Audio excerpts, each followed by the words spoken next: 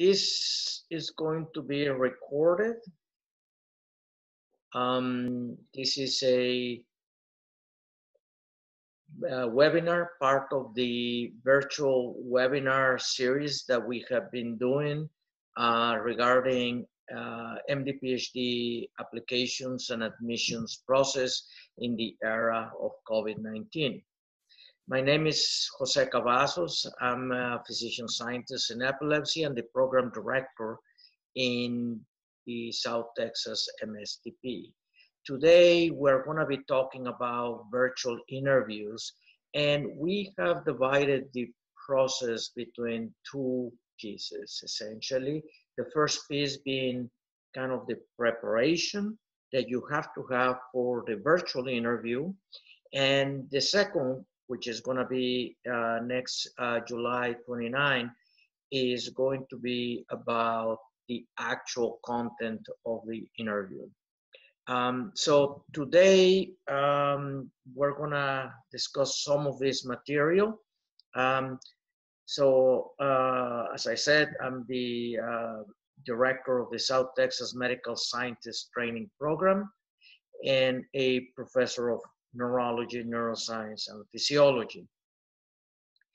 So this webinar series, the purpose of it, we began this seminar series in early May, and it is to address questions upon these admission cycles, particularly given the circumstances of the global pandemic that we are enduring. And this is to support transparency, lower the anxiety and stress, and this seminar will be uploaded in YouTube. The prior seminars, webinars are already publicly available, and I hope that they are helpful to you to, again, improve the quality of your applications, as well as, again, diminish the anxiety and stress. One of the benefits of this application process this year is that the cost of interviewing is considerably smaller, and there's going to be no travel. Essentially, the majority of interviews are going to be virtual, which is the reason why we're doing this seminar today. Previous recordings are available. That's the link. The link will be posted also in the chat, but you can just simply,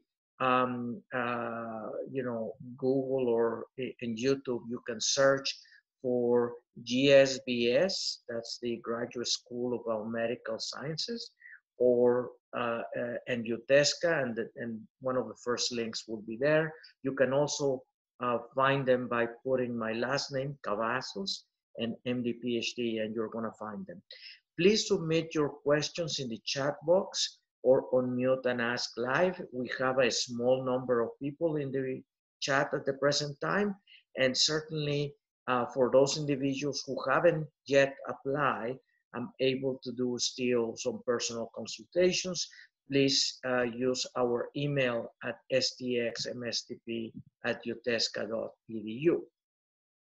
So what is today's agenda? We are going to talk about the preparation.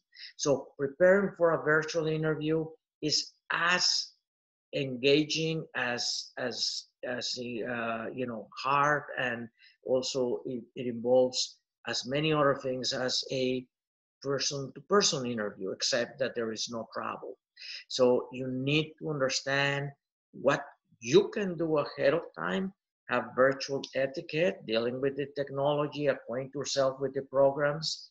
In the part two, we're going to be talking more specifically as to the characteristics in the interview, such as communicating your science, multitasking, authenticity, passive and active interviews, and some other things. So let's start with the beginning. Today we are doing a webinar. So for a webinar, in my everyday activities in the virtual working from home time, you can have a relatively casual appearance and dress. But when you're doing a virtual interview for trying to belong to our professional guild, you need to look like one of us in professional attire, meaning you need to show and be prepared from head to toes um, that you are going to have perhaps a tie, a suit, or some sort of jacket, and you need to have a button shirt. For ladies, is still a kind of business suit type of dress. You are planning to become a physician. So how will your patients would like to see you as a physician? So you need to start thinking about blocking the time, okay? Understanding what your location will be, and that's very critical. If you do not have full control on your environment and there is too many potential distractions, you may want to consider attending or using a library or a lab, your research lab or an office in the research lab, because what you need to have to understand is what's in the background, what's the noise level, what's the natural light. If I increase the natural light, will I be just blasted on one side, or will it like have a more even light? The camera, this computer, for example, this laptop, has a camera that is at the very bottom. I'm not using that. I had to add a camera that is up here in the eye level, and so I am able to connect. The other thing, hands.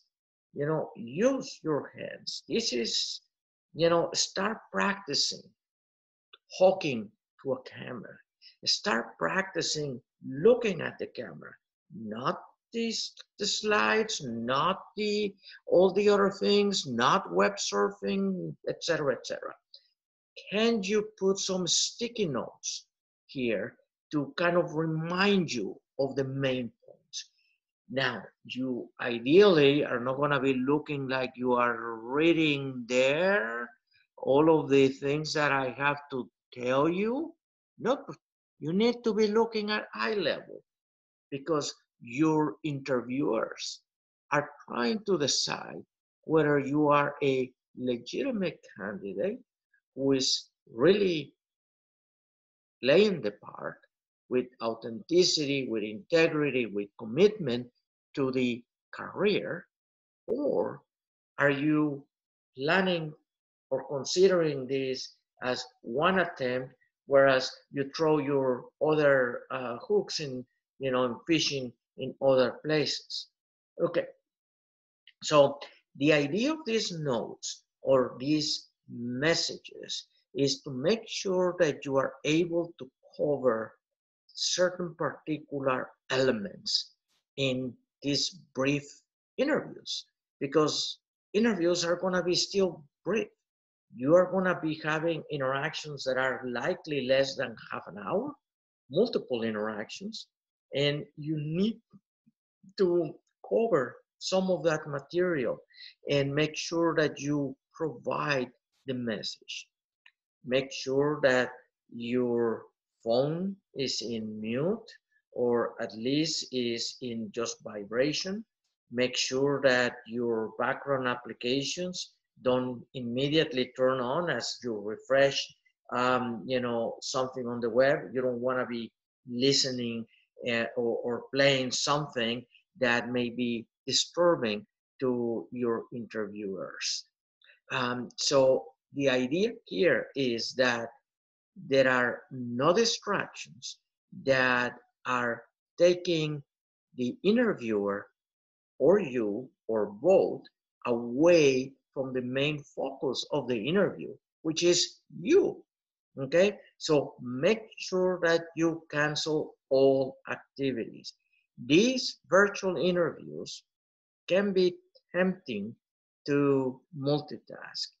The idea here is you are here for one single purpose, and that is to convince your interviewer that you are a physician scientist in training that is just waiting to be admitted and start in order to be able to shine like a big star.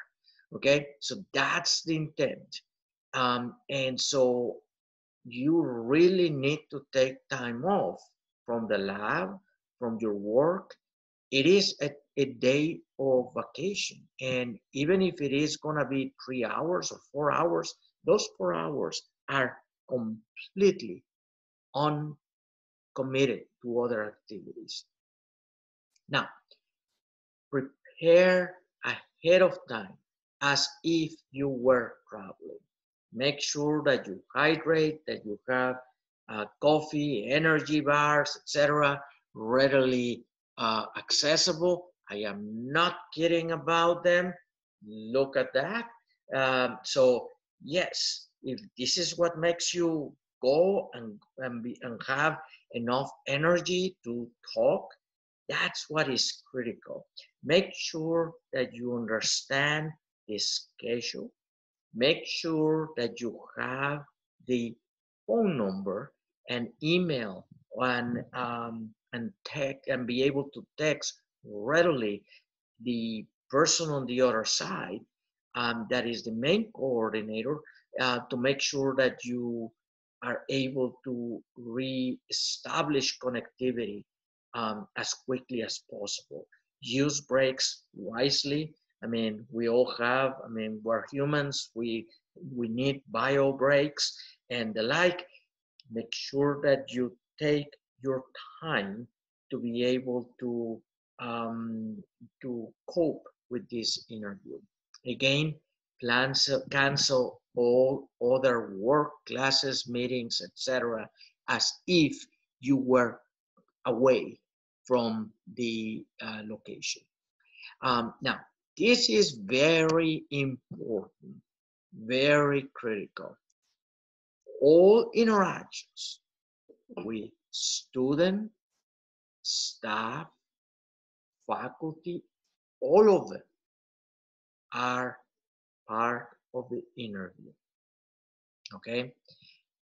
As they are reflecting on the, 20 minutes, 30 minutes of your interaction with them, they are gonna also be, it will be colored by these extra interactions. And so if you had an off interaction, that may be counting against you. So it's important to be on 100% intense, be you. I mean, if you're a quiet person, be kind of quiet. But this is the opportunity to distinguish yourself from the crowd. It's not just the application. Now, when you are speaking with an individual, make sure that you know your application packet, the packet that they have available, but also assume that you may need to do a 3-minute elevator speech about who the heck are you, okay? Another 3 minutes about what was the journey that took you from wherever you started, location-wise, etc., to sitting in that chair, that location, that camera interview, to understand what journey was about. Then you need to be able to articulate what is the journey that you expect to take for the next 30 years. Who are you going to become? Are you going to be a physician scientist running a lab? Do you already have an idea what's your ambience that you need to do? What's your specialty? Now, if you have been doing cancer biology and all your your experiences have been cancer biology, your shadowing has been cancer biology, certainly it will be best to your interest to sell yourself as a cancer biologist in the making. Now, you might change, and that is okay. You may also be very interested in neuroscience or in cell signaling. I don't know yet what particular disease I'm going to be tackling, but I do know that I want to make a mark as a physician scientist, bringing inspiration from patient interactions to get better animal models in the lab, more pointed animal models that are really addressing the gaps of knowledge that we have in human disease, and then translating those science interactions in the lab back to the clinic. So, what is, in terms of preparation, what you need to do? Prepare with technology. Is your computer up to speed? Has it gotten all your all the updates that needs to happen? Is your camera that you just got able to work? This morning, for example, my camera, as I turn on my computer, was my camera was on, but my speakers and microphone were not. And so I had to restart the computer all over to make sure that it was correctly recognized. I tried to do some things, but rather than, just do a fresh restart. And again, always double check camera, mic the day before your interview. Have a backup plan in case that your technology fails. So, for example, one thing is your phone. Your phone can have a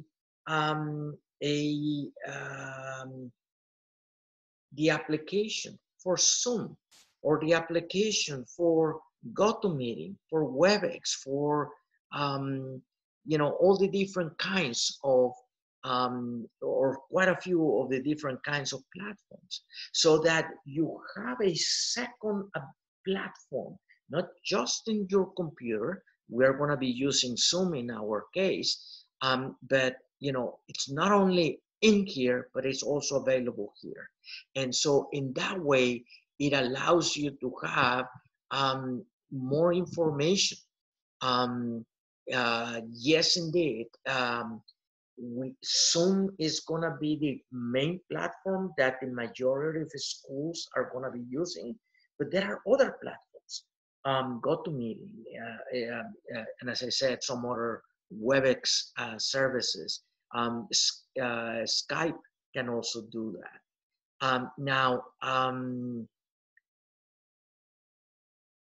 So bandwidth is this. Make sure, for example, I'm in my home office right now, and so I have a digital background here that is from the school. That's what I represent. I am in the room where my server, and I do have a server as well as my web connector, my main hub is located. And even though that I have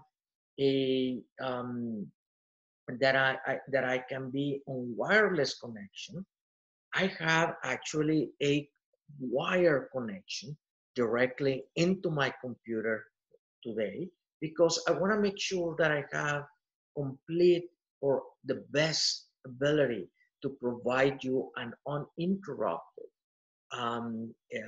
webinar.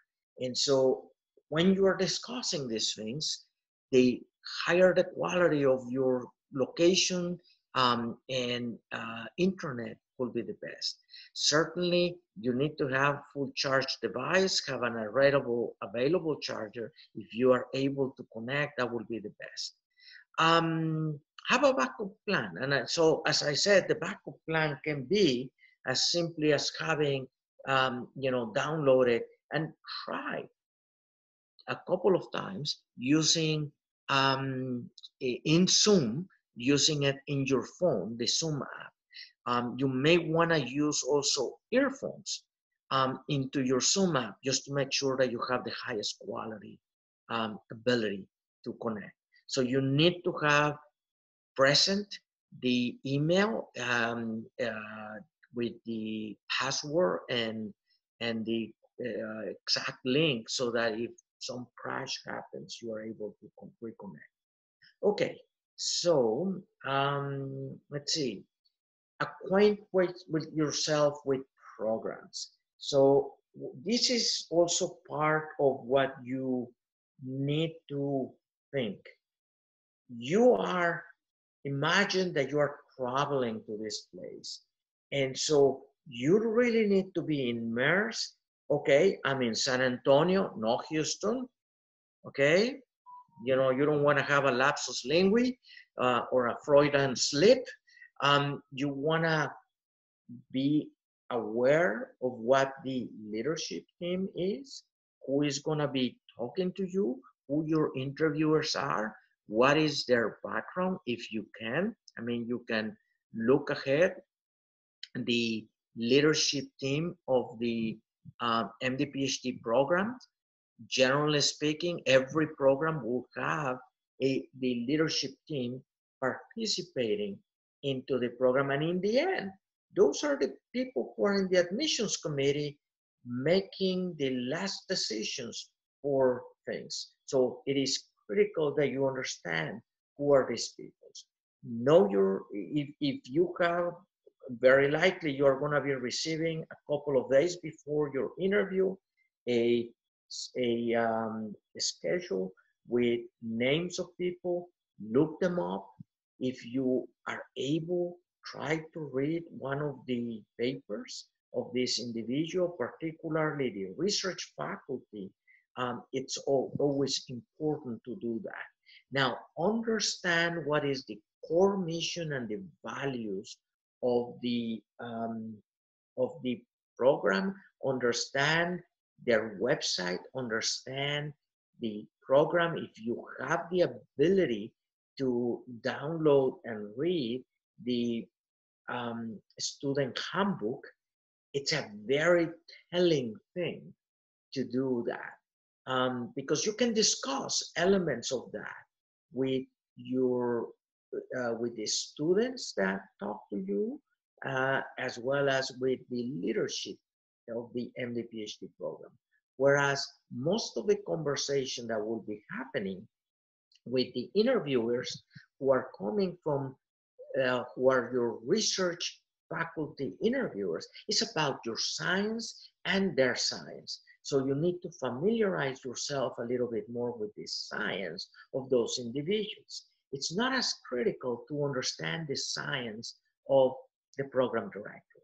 I mean, it is good to know a little bit, particularly if it is close to your area of expertise, but you know, if your program director is a cancer biologist or microbiologist or geneticist, or in my case, epileptologist, you know, you don't really need to understand much about it if it is far away from your area of expertise. It is okay. What I would be most concerned is actually quite the contrary. Do you understand your science? Can you explain to me your science? And that's very critical. Now, understand also the city, understand what the culture of the location is. Do a few, go to the Chamber of Commerce of the city that you are visiting, because you're visiting. And so get an idea of what is the culture in that location. Now, the other aspect in terms of preparation to an interview that you have to do is the night before your interview, you need to acquaint yourself with your ABCAS application, your primary application, and all the materials that you submitted in your secondary application, as well as any other communications that you have had with the school. Why? Because any aspect of those materials is fair game for the program to ask you. So if you discuss in your essays a disability, people can ask you about the disability because it's discussed in your essays. Okay? If you discuss in your essays that you were that you spoke French, and it just happens that the program administrator also has traveled to France or is a French did a couple of French tours. They may ask you, and it's part of the legitimacy that you are going to have, the internal congruency that exists between the applicant that I read and the person that I have up there in front of the camera. And so it is critical that all of these things sound and seem authentic, okay? That they have integrity and that they have commitment to the path of becoming a physician scientist. Those are the main things that we're looking at, okay? So yes, indeed, this particular program, the South Texas MSTP, does a couple of interesting things, which is ask you to do what we call a chalk talk. We'll provide you with more information about that once we select you for interview. But essentially is a 7-minute presentation where there is a panel of individuals who are looking at you and looking at you discuss, hopefully near a blackboard or a whiteboard where you can describe to us using no more than a single slide, your science. This is about your science. And that's what we're going to be asking you during a chalk talk. But in general, the majority of MD-PhD programs are going to be asking you about your science. And so prepare also to be able to respond to a panel interview where you may have on the other side of the camera a series of people further out from your view, and you may not be seeing necessarily in full the same detail their faces. And so what you do is you keep looking at the camera because that's where you are and that's where your interviewers are, and you're trying to discuss your message. In our case, as I said, we are asking you to discuss a hypothesis, how you came in a funnel location, funnel interview, funnel this discussion, how you came from, there is, breast cancer is an important condition. We still don't have cures for certain conditions.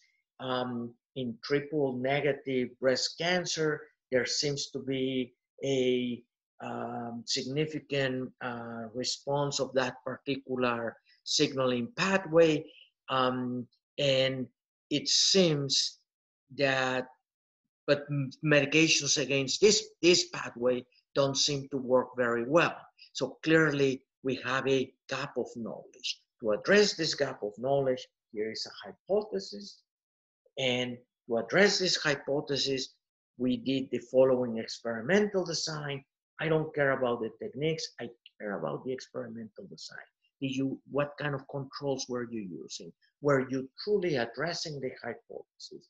I did these experiments, this is what came out of, this is what I learned, and I addressed this hypothesis. So as you can see, this is it starts big and then gets smaller and really small. There is a gap of knowledge, you address hypothesis, and you go on. Now, what talking points do you want to talk? This is what's going to be the meat of all the interviews, and we're going to be discussing much of this in the next webinar. But the first part that you need to understand is what's in for you, what's critical for you, what are the buttons for you. So what are you searching in a program? Practice your elevator speech. Why MD-PhD? Why do you want to become a physician scientist? I have $500,000 here of a scholarship that, is going to be given to some people. Why you? And so you need to be convincing that you are authentic, that you have integrity, and that you have commitment to the path of becoming a physician scientist. Practice the journey that took you from home to sitting in that chair for interview. Talk about what you want to become, what are you aspiring to be in the next 30, 40 years. What are you going to do with this training and this career? Practice discussing your science, your career goals, and you know they are going to be asking you things. Tell me about an obstacle that you have overcome. Tell me about resilience. Telling me about empathy. Telling me about all of these things. Now, there is one more thing that happens before interviewing. Quite often, it's going to be the AAMC Vita, or for the MD in TMD SAS, they do have some pre-interviews, one recorded 20-minute interview. So the AAMC Vita essentially is a pre-interview that you will be selected. So once we decide that I interview, I send the request, and in AMCAS is going to tell you if we are your first school with AAMC Vita asking you for this interview, they are going to ask you to record a 20-minute thing where they are going to give you from a bank of questions. They are going to ask you something about resilience, something about overcoming an obstacle, something about empathy, something about, why do you want to become a doctor? Keep in mind that AAMC Vita is designed for medical student applicants. It's not designed for MD-PhDs applicants. So that's the mindset. However, we and others are going to use that particular interview, and it is recorded only once, okay? Unless you had a technology failure, it's only going to be recorded once. And if I invite you, let's say in January or February, and you already have had it, it's been given to me. It's not a tool to pre-screen. We are not going to use it to pre-screen you, but we are going to be using it to provide to the medical school, to provide you the medical school interview. That's going to be the utility for us, the MD-PhD program. I understand that about 40 programs, at least in the country, 40 out of the 140 schools in the country are going to be using the AAMC Vita. So it's not something that that is going to take too much time. It is a pre-recorded interview, and everything that I have told you up to now, it's about that. What do you want to do? You want to examine the AAMC Vita. You want to examine what competencies, and prepare yourself already with some talking points to address each of these competencies. It's in the AAMC Vita webpage that is available for students. That's how you prepare. Okay, I believe that that's what we are going to be discussing today, and I still have 23 minutes for questions. So recap, know ahead of time what's going to be the interview platform. Make sure that you have it downloaded in 2 places, phone.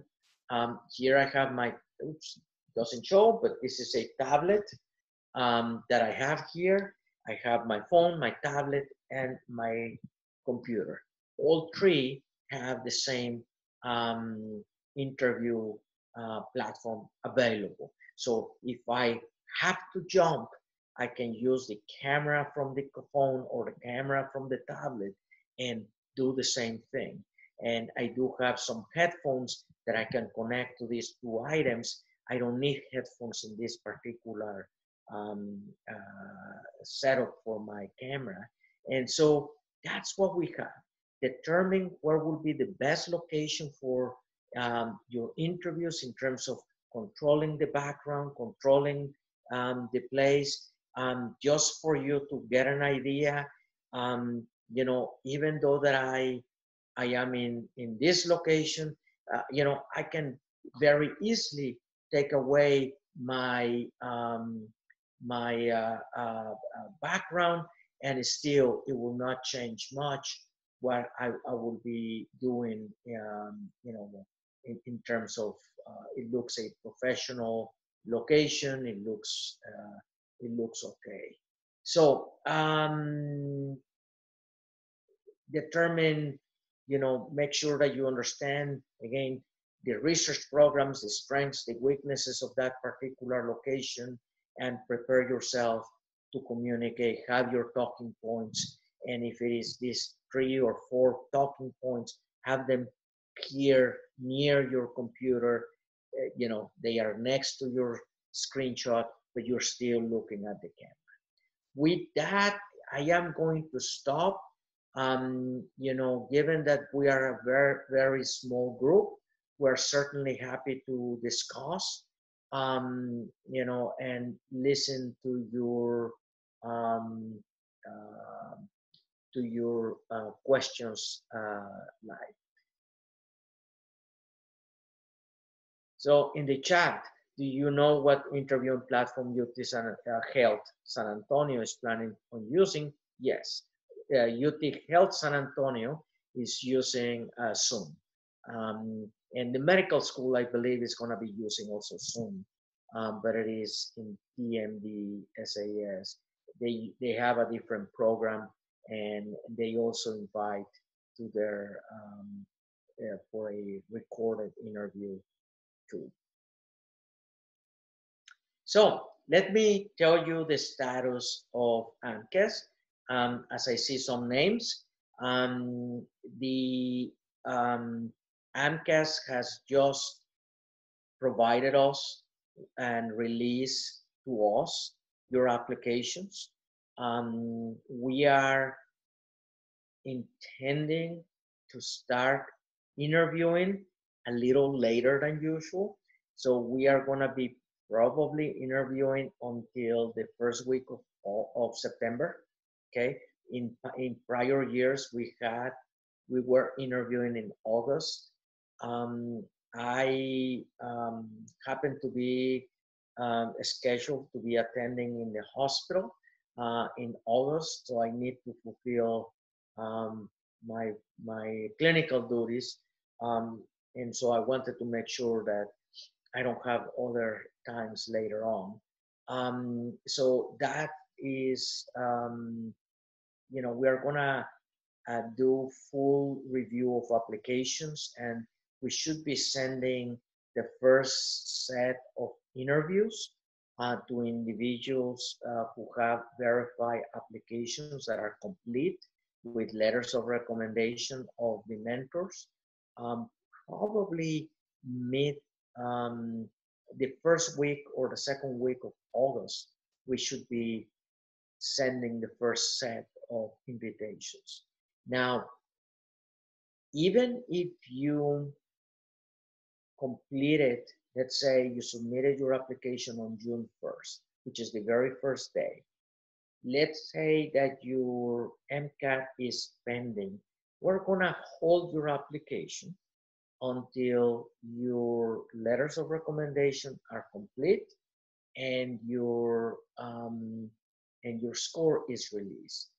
If you tell us that if we might invite you with that score, and it may be the case that you get a subsequent score. It all adds up.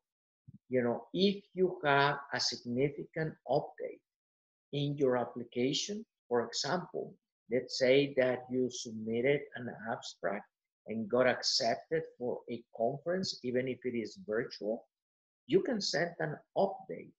Now, keep in mind that programs don't want to hear more than every 6 weeks or so from you early on. Later on, they may want to hear from you as frequent as every 2, 3 weeks or so. That's much closer to the March um, timeline or so. But early on, you can send any significant update, a publication, a manuscript, you completed a particular, your classes were released for the summer or for the trimester or at the end of the fall, and you ended up improving your GPA from, 3.6 to 3.7, you can send that information. Absolutely. We look and we're welcome to look for all of that.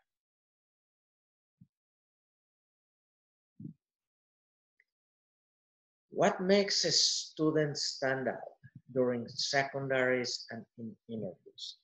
Well, it's different. Let me start with secondaries. It's easy for us. We don't have a real secondary. We do ask you when you are interviewing a few questions as to what kind of research faculty and PhD, but we really don't have a secondary that we charge you money. We don't believe in doing that. All the information is in the primary application. What stands is a story. Numbers are not all. Yes, great numbers will make us look at your application, absolutely. But one number doesn't define you. We look and review applications in a holistic way. While our numbers are pretty competitive nationally, meaning our MCAT is close to a median of 516 and 3.80 GPA or cumulative undergraduate GPA, we do have very wide ranges. But what we are looking for is a thread that tells us why you want to become an MD-PhD. Why do you want to become a physician scientist? What makes you? What are the buttons? Why is it clear that you are passionate about this?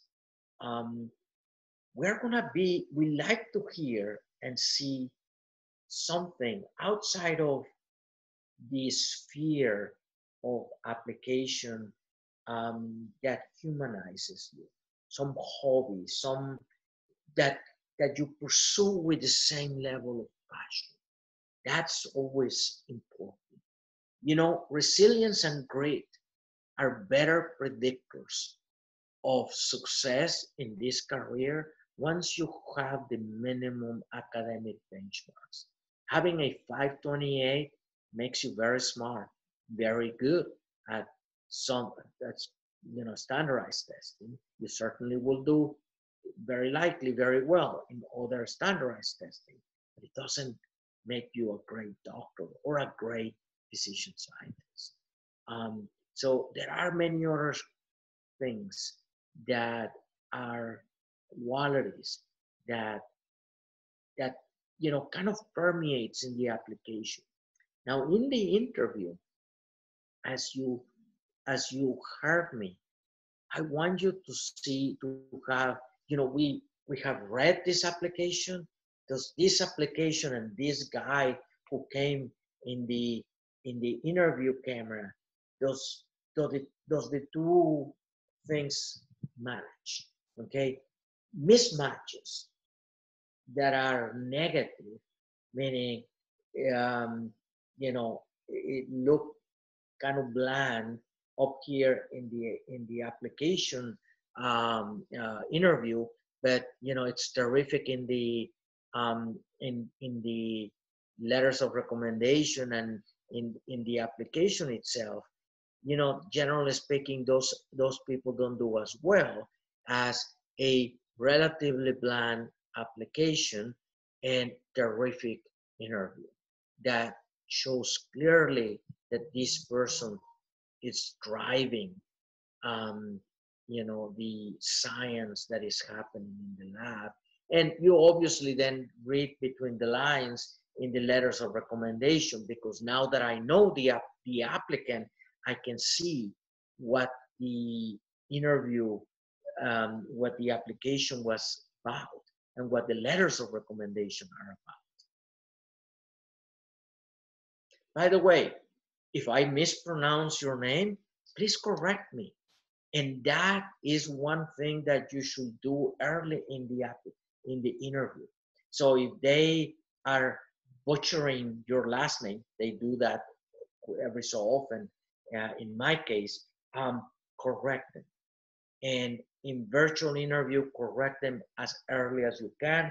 And you can say, just as I said, my name is, I'm José Cavazos, and just say that from the very beginning, because people, people may not be necessarily familiar with how to pronounce particular names. Any other question?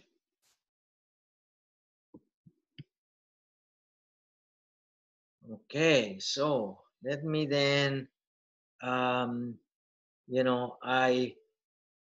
did a virtual interviewing webinar a few days ago. So let me go over some of the slides that I saw there. So everybody is remote. It's very difficult to read the room. It's when you're dealing with a panel, try to understand the dynamics of the team, pace the interview. Maybe sometimes you have to go too fast, or you are going too fast. Try to restate, did I address your question? Try to communicate information directly. Unable to ascertain body language. Respond with conviction, demonstrate authenticity, display flexibility in your in your answers, show enthusiasm, sustain inclusiveness, not only direct or address to the program director. If somebody else asks you the question, address that individual directly. Maintain engagement, dictate the direction, portray thoughtfulness. So again, if your environment is a bit noisy, make sure that you have earphones, or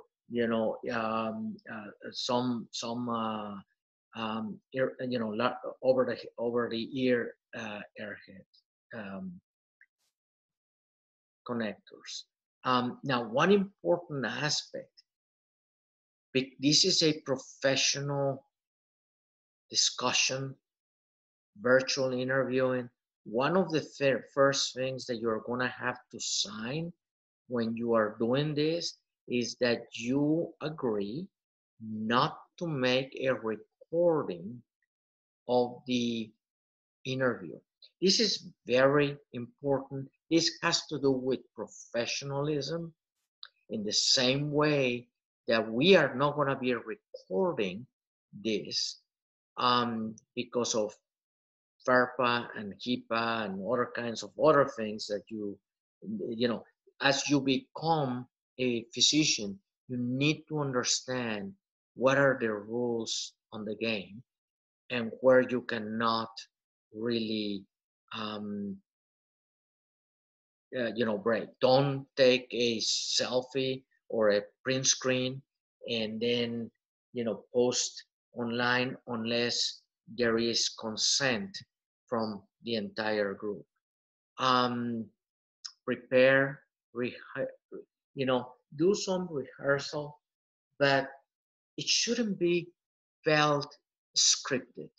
So if I ask you, tell me about your science, and you kind of just do a very, very memorized, prepared, unauthentic, type of presentation that you know that rubs you off as an interviewer. So you know, talk about try to be clear, try to be concise. You know, one of the uh, interviews that I preparation webinars that I have seen, you know, indicates that you are the human highlighter. So you're gonna highlight what are the things that are critical out of your application.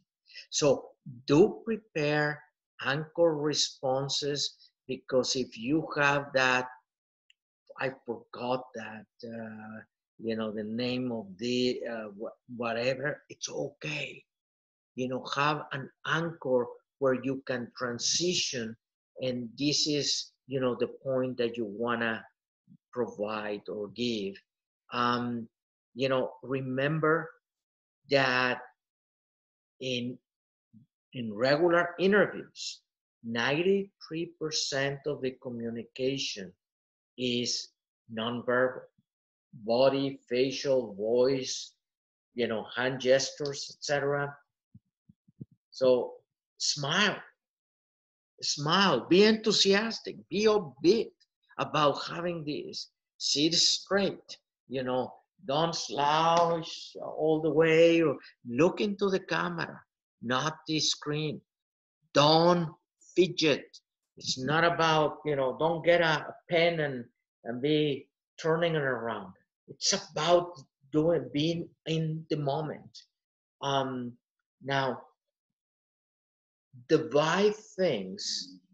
If you have multiple experiences, divide them and discuss them. When we're doing the chalk talk, we want one project. I don't want to have one project here, one there. I want you to go deeper in one, okay? Now, so address each person in the group. If you are talking to a panel, thank you for being here, for listening to my, you know, presentation. My name is so and so. I'm interested in cancer biology, and I want to become a physician scientist in some aspect of cancer. I don't know exactly what specialty. Okay, be concise, internally consistent.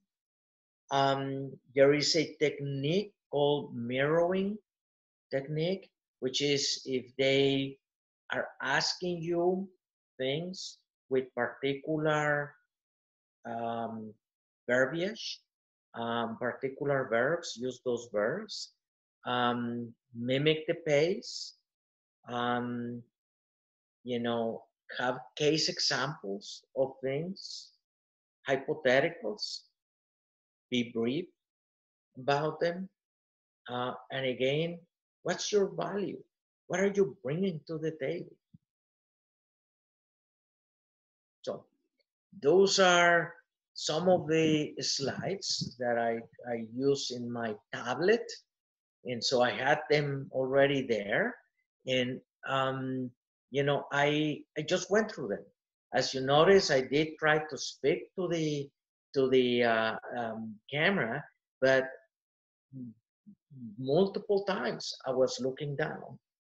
Your interviewees, I mean, interviewers know and realize that you're not looking at them. And so, you know, if your response is overly complex, they may be thinking that you are reading from your application or reading from and it's not a casual conversation. Now, we're not there yet, but artificial intelligence is out here very soon. They are going to be able to tell who is fake and who is not, who is by visual recognition and speech and content and cadence and all of that, be able to give you a score of the fakiness of your interview. Now, we're not there yet, but it's interesting in the future. So if you're using this webinar, you know, in 2022 or 23, you know, that software may be available. I don't know if we're going to be able to even have it, because I suspect that it's very expensive and the like. But nevertheless, it's amazing the amount of techniques and things that exist. You know, in the present time, don't worry, for the 2021, 2020 and 2021 interviewees, we're not using it and we don't plan to use it. But certainly it's intriguing to even foresee that in the future you might be doing virtual interviews of that sort. Okay, so I believe Jennifer is July the 29th, and we're going to be talking specifically on the contents of the interview itself, and the different and what to consider in those circumstances. I hope that this overall picture tells you an idea of what these interviews are about. Clearly, the most important thing is make sure that you prepare. You are not coming to this unprepared. The other aspect is nobody knows more about you than you yourself. So don't be nervous. There's a reason why we're interviewing you, because we saw enough promise and quality. And so here the idea is, does this person match the applicant that we read, that we love, or that we believe very strongly that will flourish and thrive in our program? In the end, all programs want this. All programs want to match the applicants that are the most excited to be there and want to take them to the next level, you know. And I believe that our program has been a leader of these things, and you know, our graduates, which are distributed all over the place in the country in terrific programs, you know, all the way from Harvard, Hopkins, Stanford, you name it, they are doing so well. I am very proud of each of our students, each of our graduates, and in the end, this is a process. Do you feel that you fit in that school? That's the other side of the interview. It's not just whether you are the person you know, that we select you, but whether you feel that we are a good environment for you. And so, best wishes. Thank you for being here today.